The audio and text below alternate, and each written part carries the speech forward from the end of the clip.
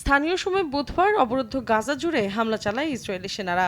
এতে প্রাণ হারান অর্ধশতাধিক ফিলিস্তিনি। এক বিবৃতিতে বিষয়টি নিশ্চিত করে গাজার স্বাস্থ্য মন্ত্রণালয়। এর আগে অবরুদ্ধ উপত্যকায় চলমান ইসরায়েলি হামলার মধ্যেই তেল আবিব জানায় তাদের সামরিক বাহিনী অভিযানের আওতা বাড়াবে এবং ফিলিস্তিনি ভূখণ্ডটির বিরাট একটি অংশ দখলে নিয়ে তা নিরাপত্তা অঞ্চলের সঙ্গে জুড়ে দেবে।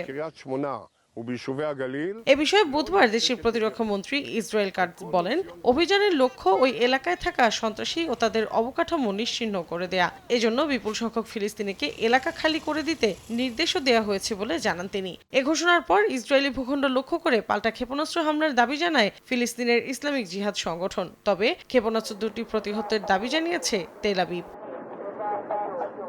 গাজায় যুদ্ধাপরাধের অভিযোগে আইসিসির গ্রেফতারি পরোয়ানা উপেক্ষা করে 4 দিনের হাঙ্গেরি সফরে ইসরায়েলি প্রধানমন্ত্রী বিনিয়ামিন নেতানিয়াহু। এক প্রতিবেদনে বিষয়টি নিশ্চিত করে বার্তা সংস্থা রয়টার্স জানায়, আইসিসির প্রতিষ্ঠা সদস্য হওয়ায় হাঙ্গেরির জন্য আদালতের পরোয়ানা মেনে নেতানিয়াহুকে গ্রেফতার করার বাধ্যবাধকতা রয়েছে। তবে হাঙ্গেরির প্রধানমন্ত্রী ভিক্টর অরবান আমন্ত্রণ জানানোর সময় স্পষ্ট করে দিয়েছিলেন তার সরকার এই রায় মানবেন না।